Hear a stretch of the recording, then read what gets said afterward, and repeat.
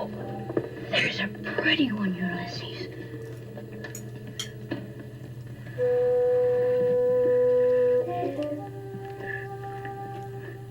There it is. Hello BookTube, I'm Shawn, Breeze Books. Welcome back to my channel and another Friday Reads. I'm recording this at about 8 p.m. on Thursday night. It's a beautiful evening. It's probably going to be a lot darker by the time I finish, but this is perfect weather for Shawn Breeze Books to be filming outdoors. It's cool. It's not too hot, not too sunny. The sun is not in my eyes. I'm in a different corner of the same park. I can see a Canada goose and maybe her babies, but her babies are getting old enough across the pond. It's called Trout's Pond. I don't know where that name comes from. Do I have any personal news? I don't really. Things are just going along. Halcyon days continue, and Kenji's great. I'm great. It was my grandniece Ada's birthday. We celebrated that yesterday. She turned 5. Life is beautiful. So, without further ado, let's get to the bookish portion of this Friday Reads, as Greg of Supposedly Fun might say. Yeah, a really fantastic reading week. Tell you all about that on the other side of another magnificent mystery guest. Let's go meet them.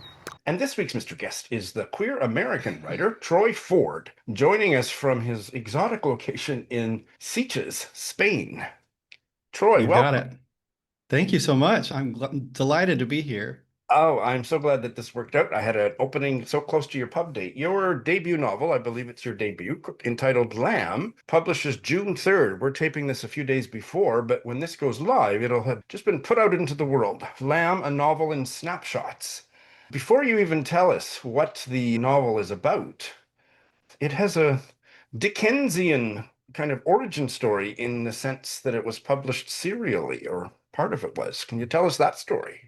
Yeah, a lot of fiction writers on Substack have been publishing novels chapter by chapter on Substack. And I became friends with some of them who were doing that. And I just thought it was a great idea. And I had this idea which I thought would lend really well to an episodic nature rather than a linear narrative that goes beginning, middle, end. It had a very episodic nature to it.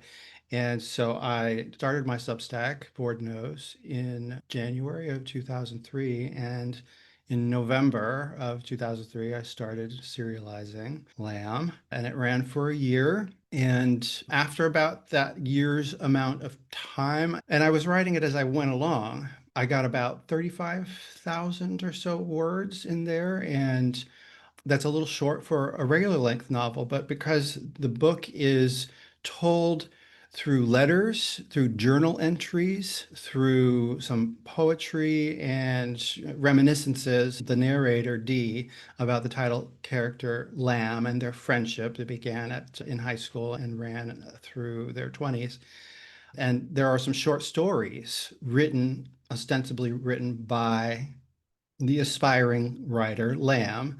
And so I decided to go ahead and write a novelette length short story, which I called The Fire Road. And I put that in as bonus material after I wrapped it up on Substack. So in the printed and the ebook versions, which will be available next week, it's novel length at 50,000 words with the addition of this novelette that I added after. Okay. Oh my God, I'm getting really excited with every little detail you share. But I'm going to pause on this. What's the difference between a novelette and a novella, or is there a difference? Novelette, let's see. So short stories are, I think they're something like 8,000 words up to I don't know how many. And then you've got novelette, which is like 15,000 to however much, 20,000 or so. And then you have your novellas up to 40,000 or to 50,000, and then over 50,000 is a novel. Okay. Numbers vary depending on who you're talking to. Absolutely. And I only think in terms of pages, but that's fascinating. So a novelette is a short novella. Yeah, exactly. Okay. Or a super long short story. Great. And the fascinating thing about serial publication, based on my undergrad study of Victorian literature, was that when Dickens's novels were published in serial form, he got feedback from readers that influenced how he shaped the story from there on in. Did you get feedback as you were publishing these, and did that play into your creative process at all? I'm not going to say I got feedback per se. Substack is a funny animal. It's still in its relative infancy, and a lot of the trolling and a lot of the uglier elements of some of the other platforms that you might see, they're there maybe depending on who you are and what kind of vibe you attract. But I didn't get any sort of extensive feedback in the comments to each chapter, which kind of said, well, I didn't really understand that, or I didn't like that, or what about this? It was more universally, oh, this was wonderful, and which was very appreciated, Absolutely. but it wasn't especially helpful in shaping it. So I wouldn't say that in that respect, it was like a writing group or anything like that. So I just really plowed through it the way that I thought that it should go. Great. So, without further ado, tell us about this novel called Lamb. So I'll start with the genesis of it and the parallel to my own life. In 2003, I received a letter from my private high school that my best friend from high school had died. And there was no other information included. And so I knew that he was gay. He and I had been briefly intimate. And I wondered for almost 20 years what had happened to him, how he had died. And so I didn't find out until relatively recently, within the last 5 years, investigating on the internet. Finally, an obituary from all that time ago popped up. And through some investigating, further clicks through, I discovered that he had died in a car accident. And it affected me a lot. We were very good friends, and you always feel like there are parallels between yourself and people of the same age and of same circumstances and so forth. I really always lamented the fact that we were deeply closeted in 1980s in California even, and that we didn't maybe have a chance to explore our relationship a little bit more deeply than we were able to. And what came out of that was a very similar, I won't say it's autobiographical, but it takes elements from my own life. And even though he and I did not keep in touch after high school, in the story of Lamb, and his best friend, the unnamed narrator, who is just known by the initial D.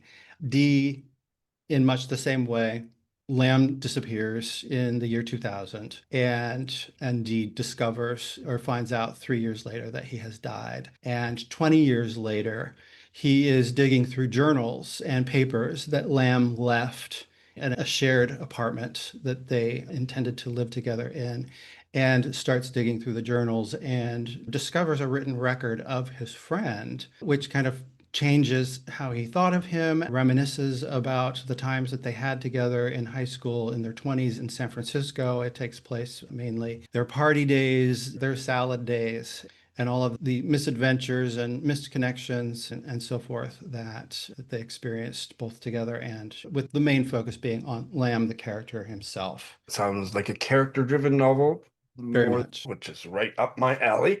Oh, Um, great. yeah. Tell us a little more about the narrator. What's he like? Yeah, actually, that's a good question. Not a lot of people talk about the narrator, but I think he's a very important character in the novel because it is through his investigating and his selections, theoretically, of the different parts of Lamb's record that he shares with people, and also the commentary on the different elements of it, which really shows how deeply he regrets also the way that he saw Lamb, his friend, the way that their relationship developed, how he might have failed him in some ways, how he might have missed out on the opportunities for intimacy and for even love, perhaps, that they could have shared together. And you don't really ever find out a lot about the narrator intentionally. And that was part of the reason of also not naming him in particular. But his absence sort of mirrors the absence of Lamb, who has disappeared, who dies, who haunts this character, this narrator, for decades later. In the novelette, in the short story that is ostensibly written by Lamb, that I've included in the printed and the ebook versions, there are also two similar characters, actually, and their names are Matt and Mark. And they are also mirrors of each other in much the same way that Lamb and Dee are mirrors of each other. And so I was really playing with characters that two sides of the coin that kind of someone who's very lost versus someone who's very put together. Ostensibly, Dee, the narrator, is in banking and knows what he wants, very career-minded and so forth, whereas Lamb is aimless and has a hard time making his way through the world, even though he comes from a very wealthy family. And the same thing in the novelette as well. It's such a quintessential, and I sometimes feel like I want to go as far as to say an archetypal experience for gay men. That childhood, that first love, and maybe that phrase should be expanded to include things that are not quite so conventional as first love, but that the exploration and the emotions that come up during pre-adolescence and adolescence for us, it shapes a lot of the stories that follow and a lot of the literature that has come out. I don't like the word derivative. I think these stories are so intrinsic to our experience. So there's a lot of them out there. Were you conscious of writing in a tradition of these kinds of stories in any way, or writing against some of those narratives? I think to a certain extent I was aware of it. I was very much aware that it was a very conventionally coming of age novel. It's so conventional that there's a whole genre of them. But at the same time, I was approaching it from a completely different way. And because serializing it as well, for example, on Substack, it's a little bit like almost like a TV show, for example, where every episode has to have its own arc, its own beginning, middle, end. And the different episodes don't always completely line up in terms of linearity and tone and so forth. And so that's what I was doing with this. So it's very original in that sense. Some people demand linearity and demand a narrative that is seamless. And this hops around between the late 80s and the 90s, all the way up to 2000. It hops between their party days in their 20s in San Francisco and back to fictional Walcott Academy, where they meet and where they go to high school. But it's intentionally so. And I really wanted to play with structure and see what I could do with that. You have named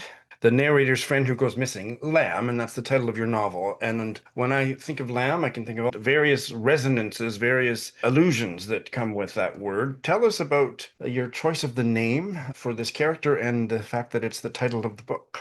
Yeah, so Lamb is a nickname. It's a diminutive form of the character's name. He is Dutch American, and so his given name is Willem, like William, but no I at the end. And so in the course of hazing and name calling and so forth in high school, it gets shortened from Willem to Lamb. And I loved the image from the get-go that he was like a lost little lamb and that he just never quite found his way back to the flock. And so that was the genesis of the name and the overall tone of the book. It just sounds incredible. What are you working on now, Troy?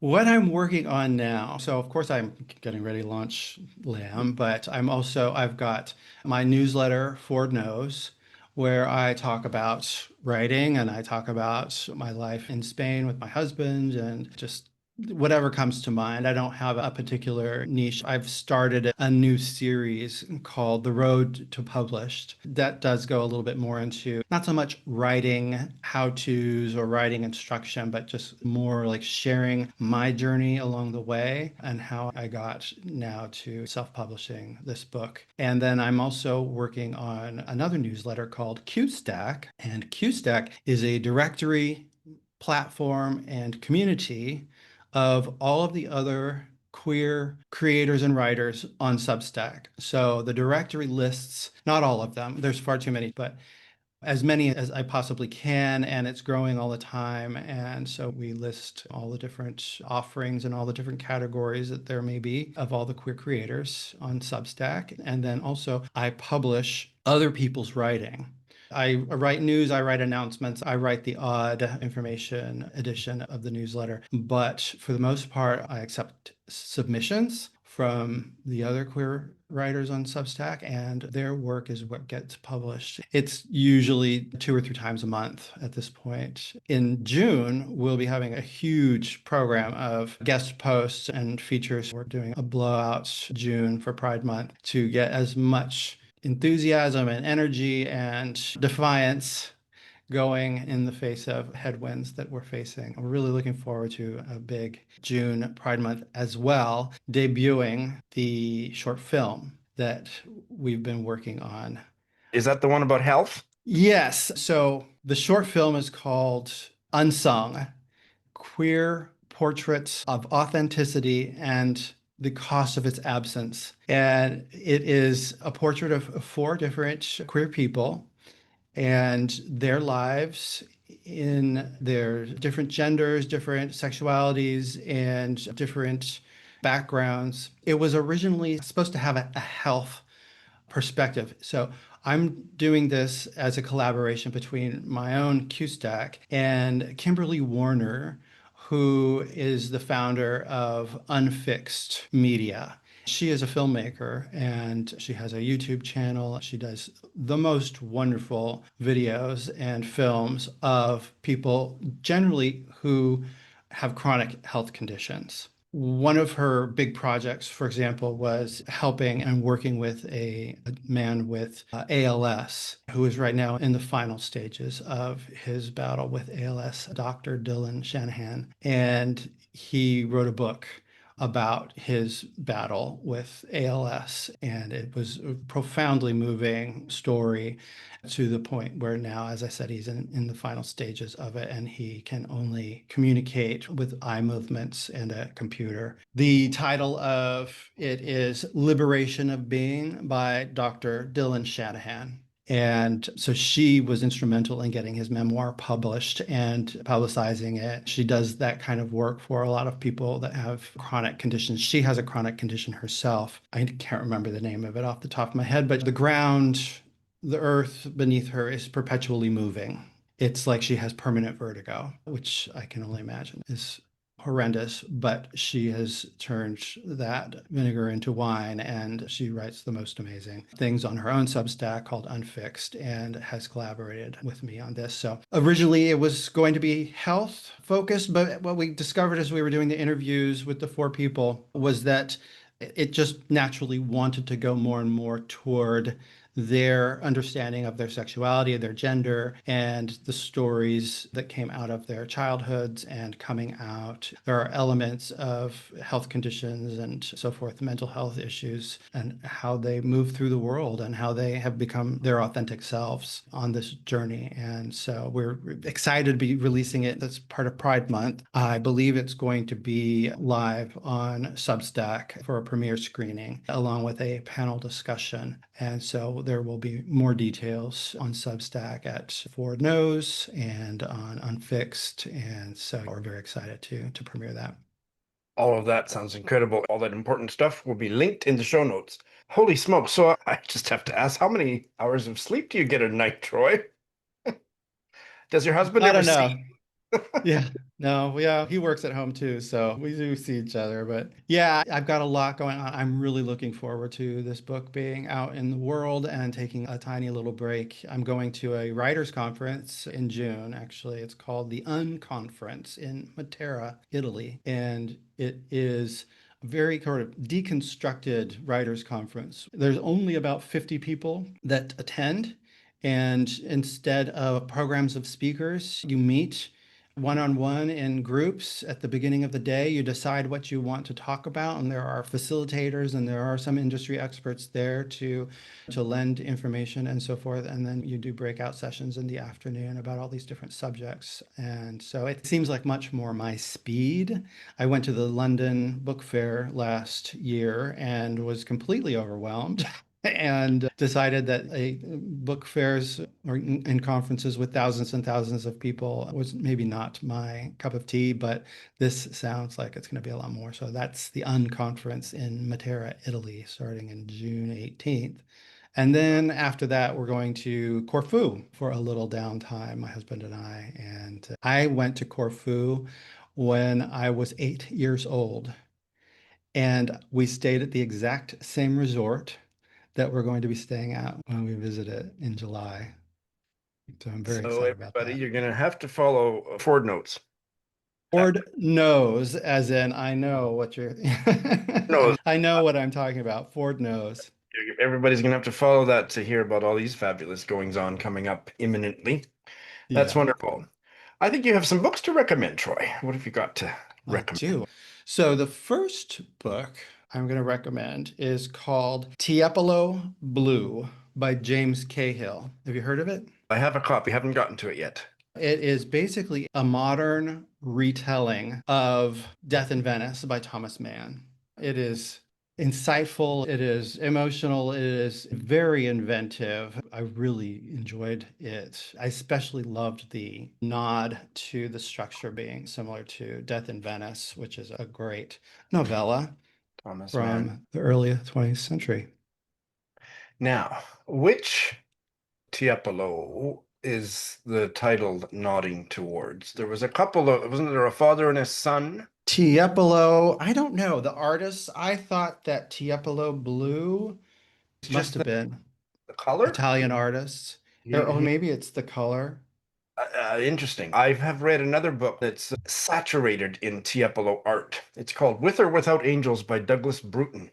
So just put that here parenthetically, but I've always wondered what the resonance might be with this one by James Cahill. So I'm glad to hear you talk about it. Yeah. He's the main character is a museum curator, and so he's very focused on art, and Tiepolo Blue is an art curator. He's steeped in that. And the other one I have is called To the Friend Who Did Not Save My Life by Hervé Guibert. So he was a friend of Michel Foucault. And this is one of the earliest, maybe one of the earliest actually, examples of the autofiction genre. So a lot of it is autobiographical, but it is liberally massaged and adapted to his purposes. And I thought that it was a good sort of nod to what I've done with Lamb, in that so many of the episodes actually did take place, but have been, at least in my version, have been so contorted and changed and fictionalized that it can no longer be considered not even auto fiction. But yeah, Hervé Guibert, it's an early AIDS narrative based on his own illness and Michel Foucault's illness and a lot of people in their lives who were facing death. This was before there were ever any drugs for HIV and AIDS. It's quite sad. It is told very well. It's actually a very engaging narrative. Translated from the French by Linda Cloverdale. Yes, perfect. You're the Yeah. second guest to recommend it, so I had looked it up there. Oh, okay. The writer Christine Lai, who is an Asian Canadian writer, and her novel is all about art. So I think that's partly what resonated for her with this book. Her novel was called Landscapes, and it's got lots of stuff about art going on in it. I haven't read it yet, but I'm wonderful, Mr. Guest. I'll link that chat in the show. wonderful. Yeah. I'm looking forward to the show notes, definitely. And Troy, I want to say happy Pride. You too. And what an amazing guest you have been. I hope you'll come back. I would love to. I would absolutely love to. Great. Thank you so much. I didn't have Troy Ford's novel, Lamb, in hand when I interviewed him the other day, but I now do. It just came in the mail today, and I look forward to reading it. It certainly sounds fascinating. He was a great guest. Do check out all the links to all the exciting queer literary things he's got going on online. I posted a video the other day for the third annual novella reading project that the Calgary novelist Barb Howard and I have made a tradition on BookTube. I'm not sure we can compare it to some of the grand traditions on BookTube like Victober, but it has a small but devoted following, just like everything else I do. My channel is an epic in miniature. So Barb and I pick novellas to read. In years past, it's always been ones we've read and liked that we want the other to read, and we come back and talk about them. But this year, I chose 3 novellas that I wanted to read, and she chose 2, or I think out of the 3 of hers were the same. So we got an extra bunch of novella reading on our plate, which sounds great to me. Do check out that video if you are so inclined. That's part 1. We come back in about 6 months, closer to the end of the year, once we've had a chance to read these 6 novellas and talk about what we thought. I have bookmarks. Here's what they look like. Check the link in the show notes because they're fabulous and I think you should get some. They're going to enhance your reading life indescribably. All right. I finished 3 books and I will check in on another one that I've got a good start on. And 2 out of the 3 were just amazing and the other one was not amazing, but it was really, really good. So I've had an excellent reading week. I guess I'll start in the order that I finished them. I finished reading Loop Tracks by the New Zealand writer Sue Orr to Mary Jean, and I loved it even more a second time. I know a bunch of you read it on my passionate recommendation 2 years ago or whatever it was that I read it the first time. I feel even more passionate about it. There will be a full-length interview with Sue Orr. I just heard from her today, and she is willing to... This got delayed because of the crazy, stressful year I had last year, but we're going to be taping it fairly soon, and it'll come to my channel as soon as possible. Loop Tracks is one of the best novels I've read in recent years. It was originally published in 2021. Sue Orr was my mystery guest about a year and a half ago, and I'll put a link to that in the show notes to give you a taste of how wonderful she is. The female protagonist is named Charlie, and in 1978, she is a teenager. I believe she's 17. She had virtually anonymous sex with a guy at a high school party. She considered it to be consensual, but the guy didn't even tell her name, and it was dark, and she didn't really see what he looked like, and she gets pregnant. Her parents, who she refuses to tell anything about the circumstances regarding her getting pregnant, like she just refuses to say anything about who the father is, they scrimp together enough money to get her on a plane. Let me back up. New Zealand had recently banned abortion. That ban didn't last very long, but that's, of course, when she gets pregnant. So they scrimp together enough money to get her on a plane from Auckland to Sydney, where she can have an abortion and come home the next day. And there is a network of pro-choice women that arrange, they have some of the airline stewardesses in the system that look after the women needing abortion care, shepherding them on the plane, and there's airport staff on both sides. But the plane is delayed due to mechanical issues. And that's all I'm going to say about part 1. The remaining 9 parts of the novel are all closer to the present in New Zealand, and we meet the same woman, Charlie, who's now a grandmother, looking after her grandson, Tommy, who's about 20. He is on the autism spectrum. That word is never used, but it's quite obvious to me. She is his only family. He is apparently hot, and he gets a girlfriend in university. And Jenna becomes another main character, and then the father, Tommy, never knew. I'm going to be a little bit evasive about who that father is. Enters the picture, and plot ensues. Social issues of abortion and COVID-19, because this is the present of the story starts about a year before COVID and then takes us through to the end of COVID in New Zealand, which was quite a bit earlier than anywhere else. There's a lot of politics about the wonderful Jacinda Ardern is Prime Minister, and there's a lot more politics around all of that. There's election campaigns and stuff than you usually find in literary fiction. It's done so well that even if you don't really like too much politics in your fiction, this is so brilliantly handled. Charlie is an unforgettable narrator and main character, and all of the other characters are just fascinating.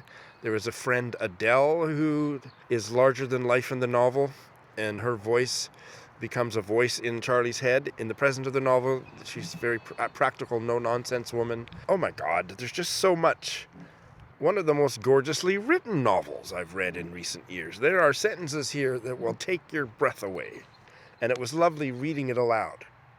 For me, it was a reread, but Mary Jean, it was her first time. And when I'd come across one of those zinger sentences, as is my wont when I'm reading aloud to my mom and to Mary Jean's different books, I will back up and repeat it just because I love the sound of it rolling so trippingly off my tongue. And Mary Jean said, everyone that you did that with, even before you did repeat it, I thought, oh, that's a lovely sentence. It's relevant. It's deeply literary. It's heartbreaking and challenging, and the characters will live in you for years if you're anything like the kind of reader that I am. Stay tuned for my full interview with Sue Orr about this incredible novel. This was another deeply impactful read. I'm now past the point of being able to be objective about the Saskatchewan writer Sharon Butala, because she's become a really good friend of mine. I have now finished, it's not quite accurate to say it's her second volume of memoirs because she doesn't really think of them as a series. It's the second one I've read, and it is a companion to the one I read a few years ago called The Perfection of the Morning. This one is Where I Live Now. And I don't think Sharon came up with the subtitle, A Journey Through Love and Loss to Healing and Hope.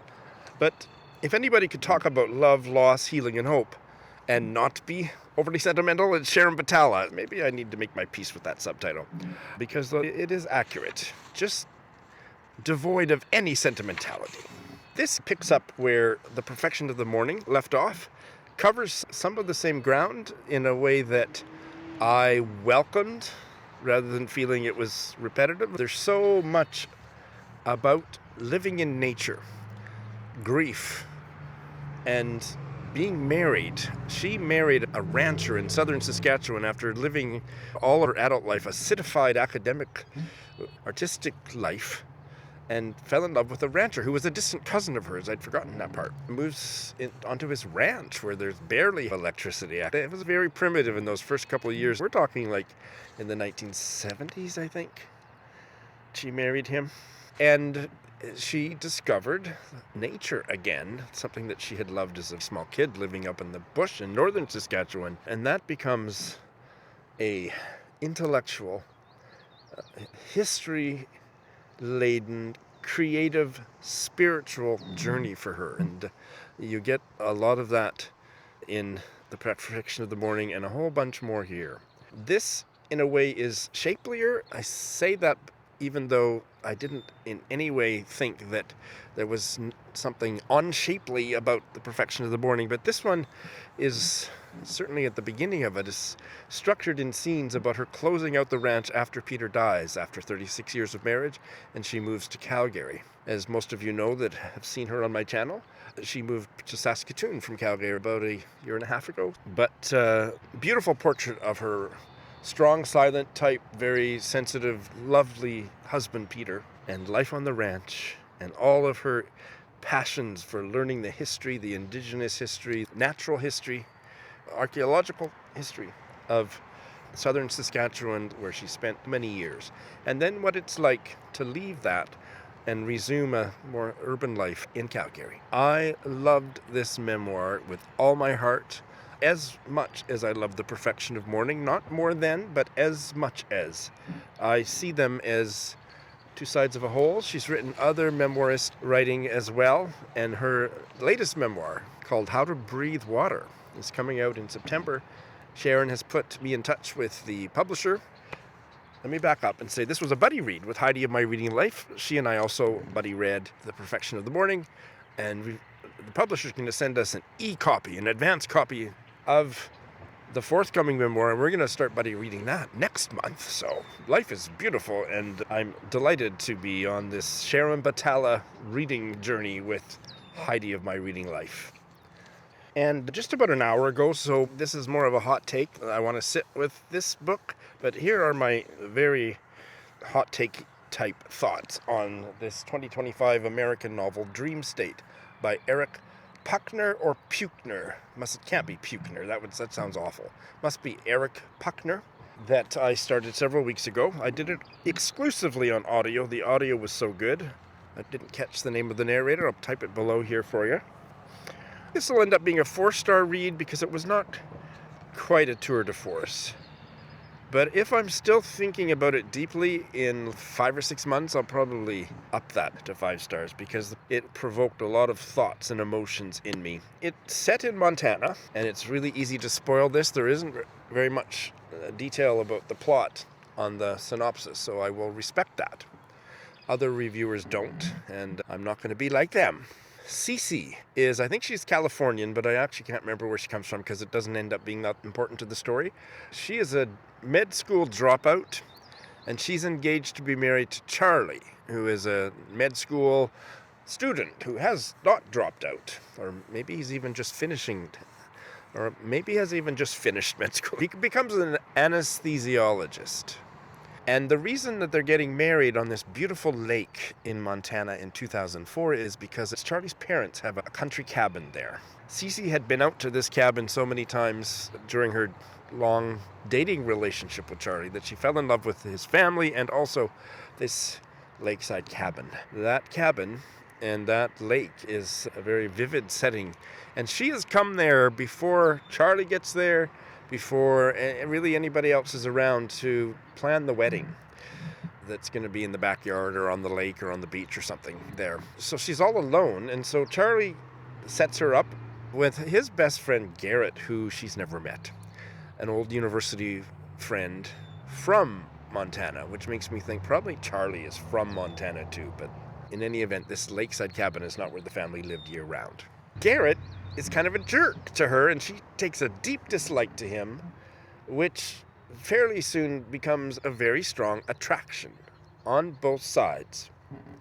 But despite not believing in marriage at all and not being religious at all, Garrett had agreed to his best friend Charlie's request to officiate at this wedding. He's awkward and is racked with guilt at the death of a friend in a snow avalanche accident a few years before. He's just kind of nerdy and not particularly likable, and he thinks he's in love with Cece, his best friend's bride, and he's going to officiate at the wedding. Like, what? This is just...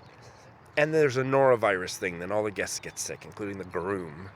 And that is the last bit I'm going to tell you about how the story opens. The ramifications of that dramatic love triangle kind of conventional plot taken to an extreme that probably wouldn't work for every reader, and I did have moments where I kind of doubted, is this a little bit over the top? Maybe.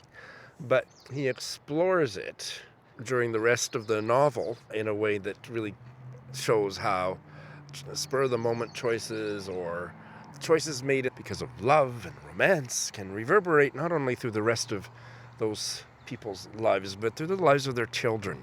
The story goes 50 years into the future and then circles back, and we get a chapter about the actual wedding ceremony that we weren't given access to in the earlier part of the novel, and that was a very effective way to end the novel. It's heartbreaking. It's very funny. I wasn't sure that the various tones didn't sometimes jar up against one another, but maybe not. It was wonderfully written, very witty, very profound, and a bit too packed.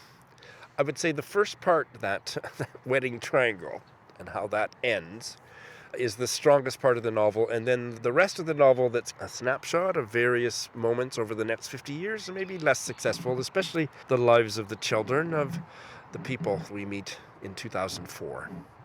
Not everything about that was inartfully done or less satisfying, but enough of it was. I can't give it a 5-star rating. But oh my God, the things that this book made me think about: betrayal, male friendship, climate change, identity. What do I want to be when I grow up? Will I ever grow up? Forgiveness, addiction, the sins of the father being visited upon the son. All those things mashed up together. It didn't all quite land for me. It was a multi-generational epic that didn't quite deserve the moniker of epic, but it got close enough that I enjoyed it. I was fascinated by it.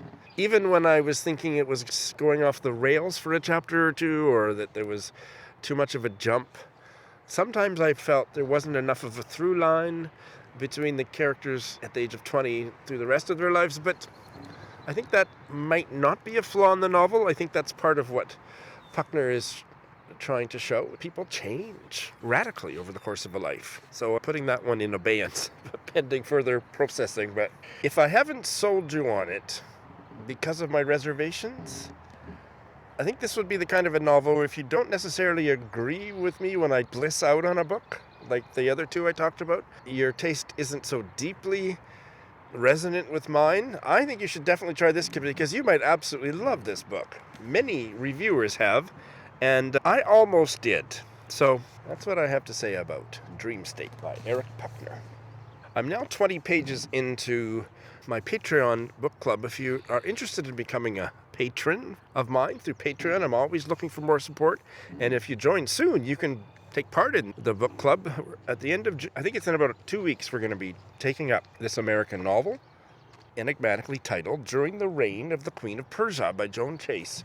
It was published in 1983. It is so good. I'm 20 pages into it, and there's all these granddaughters, living with their grandma on a farm close to a town in Ohio. Some of their parents are dead, And some of them are, I don't know where they are. I've forgotten some of the details about why there's so many granddaughters living with their grandma. But there is one of the daughters and her husband that live there too. But only one or two of the granddaughters belong to this married couple in the middle generation. The voice is incredible. It's really funny. And the Uncle Dan and Aunt Libby, he is a frustrated, unfulfilled dreamer who's a butcher. And his wife, they have epic fights that go on for days. All of that is deliciously described, and there's so much about love and sex and adolescent blooming. Their daughter, Celia, has turned into this statuesque beauty, and all the boys are just hovering around the farmhouse, hoping she'll give them a sideways glance. The rest of the young granddaughters, cousins of Celia, are all a little bit less, not as far along on the adolescent journey, haven't quite blossomed, and they're quite idolize the remote Celia. There's just a lot going on. The writing is gorgeous. The characters are larger than life. I've had a fabulous reading week. It's early days, but I expect that I'm going to love this novel. Apparently, it was her debut, which is incredible, and I think she only ever wrote one more before she died fairly young. The title is the name that's given to the grandmother, this fierce Ohio farm wife. And there is also a lot, especially in the last few pages that I read, about bad men in the family that are abusive, including the dead grandfather. So there's just a whole bunch of stuff about desire, domestic violence, and loss swirling around in here. Oh boy, it's good. All right, so I'm going to start 2 more. I need a new audiobook. So it's high time that I read the latest Louise Erdrich novel, The Mighty Red. I have it on audio. The last time I listened to a Louise Erdrich novel, the audiobook was so damn good that I didn't need it. Just like I didn't really need to buy the copy of Dream State because the audio was so good. So I'm not going to go ahead and buy it unless I need it. Just going to start listening. It is also about a fraught wedding set next door to Montana in North Dakota, and that's all I want to know about it going in, but I'm going to get started on that. And I hope to finish it. I hope to devote more time to it so that I can squeeze in a queer novel on audio for Pride Month, because otherwise I'm not going to get much queer reading done. And finally, I'm going to start the next, I think it's volume 5, in the Emma M. Lyon series by Beth Brower, reading it to Mary Jean. I'll start that tomorrow night. I think there's about 6 or 7 more volumes to go, and I'm not sure that Beth Brower has finished writing them all. I also just got something from her, a newsletter that she sends out, that there will be audiobooks coming out for the Emma M. Lyon series. You might want to check into that. All right, so how fabulous a reading week was that? I hope yours has been too, and if you are so moved, please tell me about it in the comments below. Thank you for watching.